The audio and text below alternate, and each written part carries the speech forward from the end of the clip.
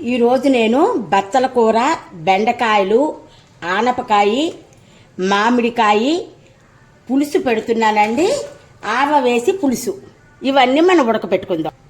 ఉప్పు, పసుపు కూడా వేసేసి దీన్ని మూత పెట్టేద్దాం. మామిడికాయ ఆవ పులుసు.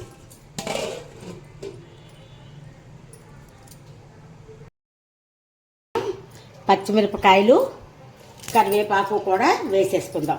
దీంట్లో మామిడి టెంక కూడా వేశాను నేను. మామిడికాయ పప్పుకి పెసరపప్పు అక్కడ పెట్టానండి. ఇది పులుసుకి, మామిడికాయ పులుసుకి. ఇది ఆనపకాయ కూర. ఇప్పుడు మామిడికాయ ముక్కలన్నీ ఉడికిపోయాయండి. ఇప్పుడు దీంట్లో మనం చింతపండు వేసుకుందాం. ఎంత మనం మామిడికాయ వేసినా చింతపండు వేయకపోతే టేస్ట్ రాదు. ఇప్పుడు పులుసు కోసం మనం ఆవ రుబ్బుకుందాం. ఆవాలు, ఉప్పు, ఎండుమిరపకాయలు, బియ్యం నానబెట్టాను. ఈ బియ్యం కూడా ఇవన్నీ ఇందులో వేసి, అంటే ఉప్పు ఎందుకు వేస్తామంటే చేదక్కకుండా. ఇప్పుడు నేను మిక్సీ చేసి చూపిస్తాను.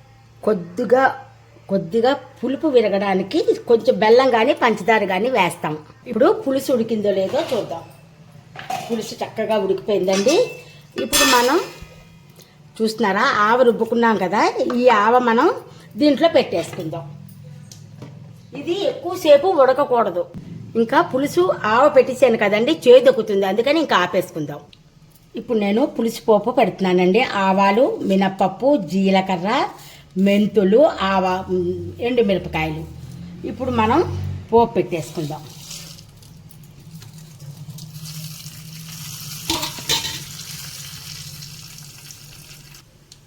పోపు వేగిపోయింది.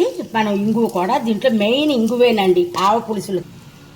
ఇప్పుడు మనం పోపు ఇందులో వేసేసుకుందాం. అంతేనండి, ఆవ పులుసు రెడీ అయిపోయింది. నేను పప్పు, కూర పోపు పెడతాను. ఇవాళ మా వంటలు పెసరపప్పు వేసి చలవ చేస్తుందని మామిడికాయ పప్పు, ఆనపకాయ కూర. కంపల్సరిగా బీపీ ఉన్నవాళ్ళు వారానికి 2-3 సార్లు తినాలంటండి.